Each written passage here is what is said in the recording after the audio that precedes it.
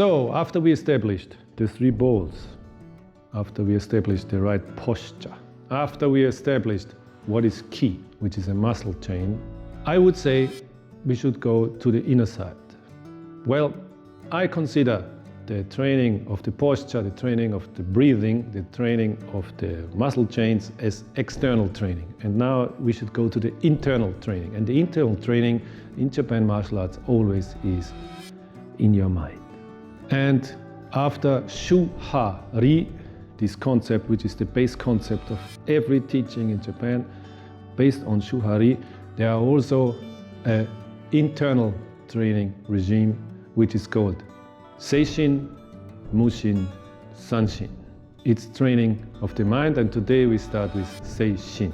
The kanji of Seishin, there are a lot of discussions in the internet, often translated with clear mind, with clear state of mind, which doesn't get the point. Seishin is on the same level like the Shu from Shu-Ha-Ri. So you see Seishin because you copy your master. Sei, the kanji sei, also is used for the term polished rice. Seishin, I prefer to be polished mind, a polished spirit. You see from your master, you should see from your master, how a polished mind looks like. First of all, in his movements, in his or her talking, but most important, in their example. A polished mind makes no difference if this is inside the dojo or outside of the dojo.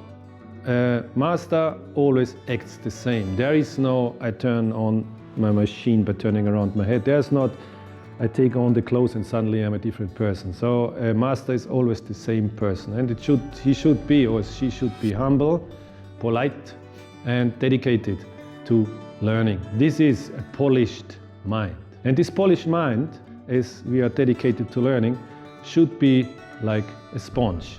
Everything you see, everything you hear, everything you feel, everything you suck in. There is no me making a distinction between this is good, this is bad. Everything I suck in as much as I can. I shut up and take everything in. That's the reason why my master always gets angry, and always was angry with me also when I started with him. When we do basic movements and I start to question, I start to ask, master, why? He was always very angry because he said, just do it.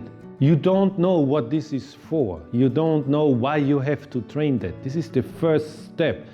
To reach for the goal in learning, the first step is the wrong mindset. Just do. You have no clue, no idea why you are training this. So just go for it. And this is one of the big problems for Westerners. One of the big problems for Westerners is they always want to know the goal. Why I'm training this, why I'm doing this. And therefore, there are so many people out there just explaining and not showing. While it's more important to show so that the other one can do exactly the same, because we're in the first stage of Shu, which is imitate, do everything. For example, when we are starting in our training, for example, Yai Jutsu, then we have the posture Chokuritsu Tai, and then suddenly there comes the posture Seishin Tai. By Seishin Tai, we go a little bit in our knees. And it looks like we are focusing. Focusing, I don't like this word focusing too much, because focusing is too much only on my internal spot. When I say I'm focused, I turn my view inwards, which I should not in Seishin. In Seishin, I should take my view outwards. Enzan no Metsuke comes to mind, where you say you are in front of a Enzan no Metsuke means you see the mountain. When you're in front of the mountain, you look up, you only see stones, but as more as you come back, you see the whole mountain. And Seishin is here. You are here. You are just observer. And to learn how to observe, to learn with your eyes, ears, and your feeling, this is what Seishin is all about. And is the prerequisite for everything following.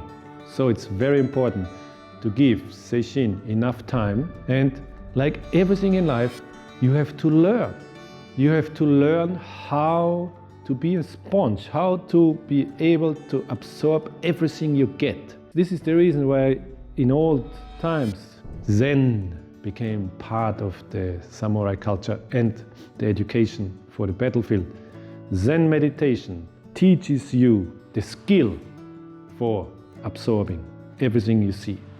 Because to absorb everything, you are not allowed to make a distinction between good or bad. You just absorb. And you can say that you in a specific way do not exist, because otherwise I would make a distinction. Why do I say that? Because this is important for you people out there who are not making martial arts. Are you in the state of Seishin? Did you go through this training of absorbing everything around you without judgment, just absorbing, to then later on move to the next part? Or do you already think this is good, this is bad, this is it? Then if you think this is good, this is bad, then ask yourself on which ground you make this judgment. Where does this judgment come from that this is good and this is bad? I mean, let's agree, war, killing, or illness, all that, of course, this is bad. But I'm not talking about this. I'm talking about being a human being and in connection with other human beings. Judgment, judgmental thinking is the main problem for Westerners when they go to Japan. Because in Japan, judgment thinking, if it exists, only comes later. They know that you have to go through these three phases of mind training before you can make a valid judgment.